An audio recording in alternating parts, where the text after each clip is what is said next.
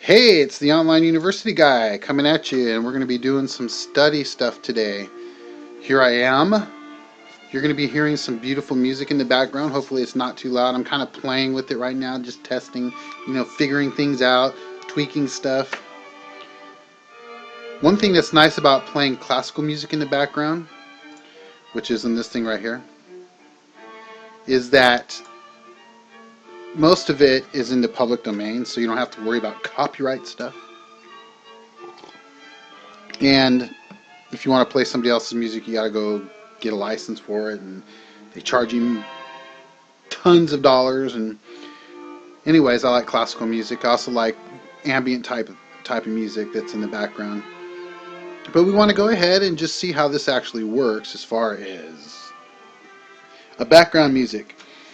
A lot of people, they just talk and there's nothing going on, and that's basically what I'm about. This channel, the Online University Guy, is about just my journey through the process of earning my degrees online. I started when I was 48 years old, which is 3 years ago, and I got my first degree, which is an associate's degree in communications, at the University of Phoenix. And I'm sure you're all familiar with the University of Phoenix. I can just go ahead and pull this up here. This is the University of Phoenix right here.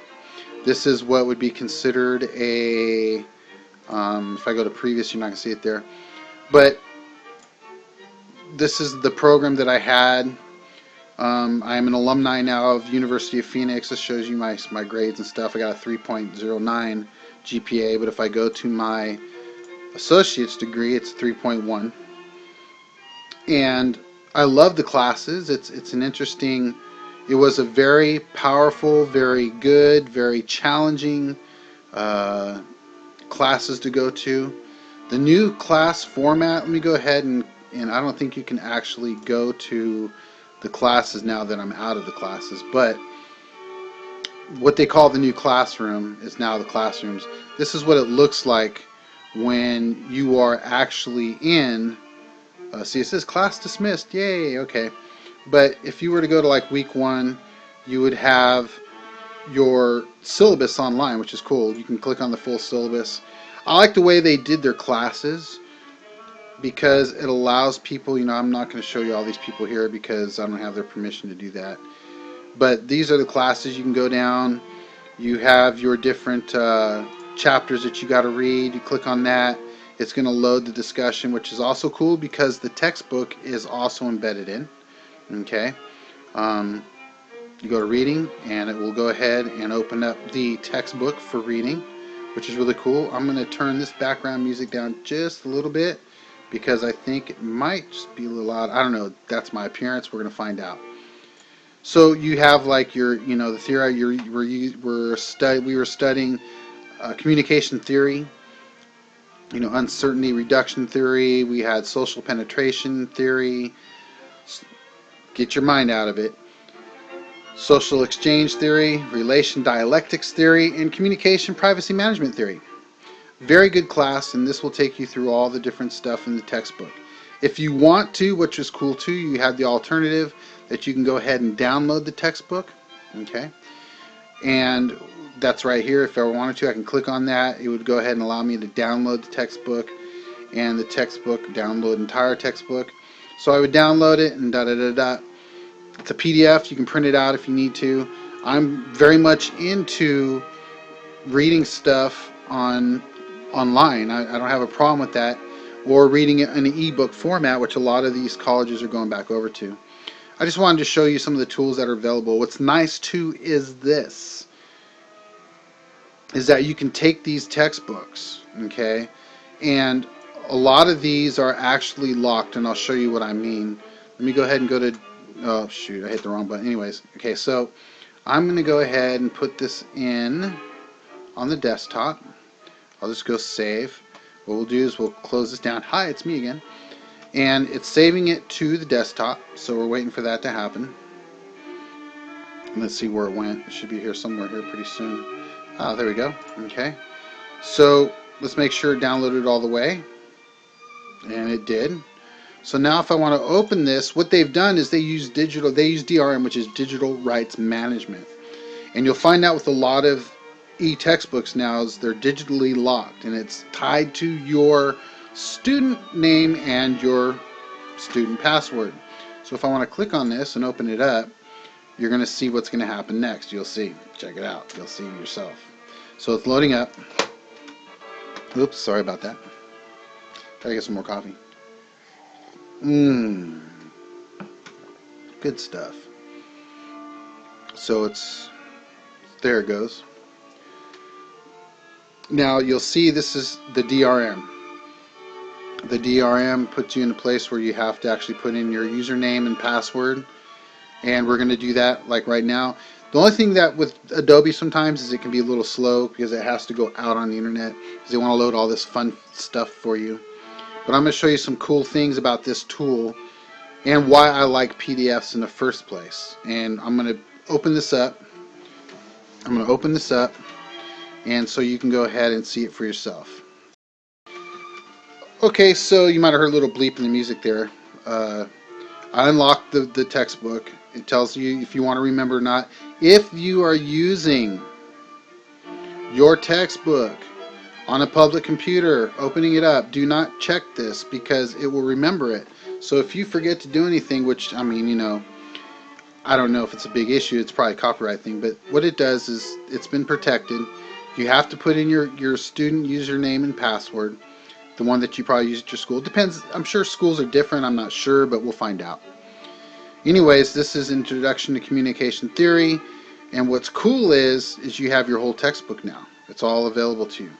So you go through, gives you all the introductions and everything else like that, and it shows you all the different stuff that you can go to. Like you can go here. Let's just start off with setting the stage, thinking about communication definitions, understanding the dialogue. Let's go to 73. So we'll go like this. It's a 639 page book. Let's go to page 73. And there you go, understanding the dialogue. What's nice about PDFs, and I'll tell you why, I love them. Now, some people will complain about them, but I love them. Businesses use them.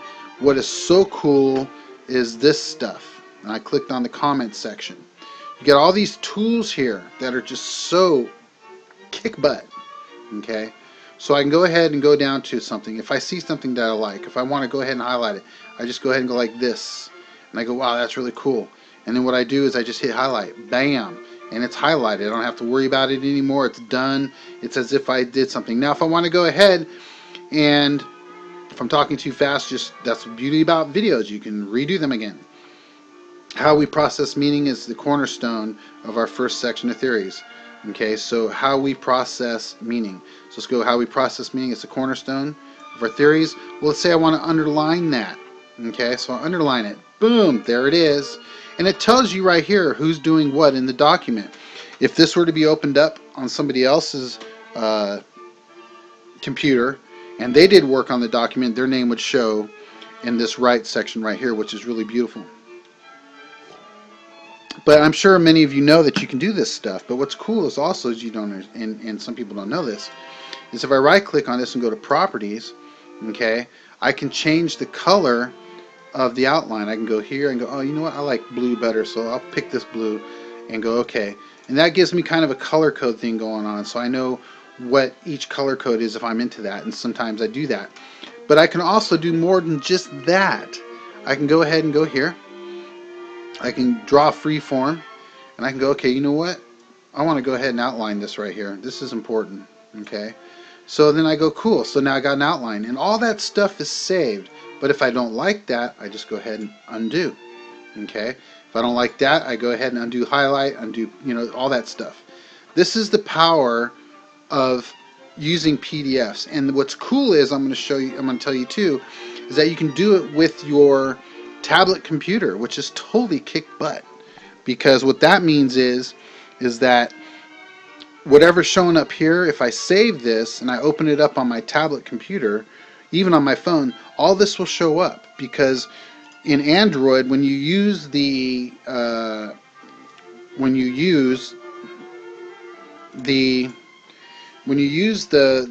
let me go ahead and open this up real quick here. When you use it on your phone, which I have it on here, I just got to go ahead and find it real quick. Okay, oops. Adobe. Maybe I don't have it on my phone.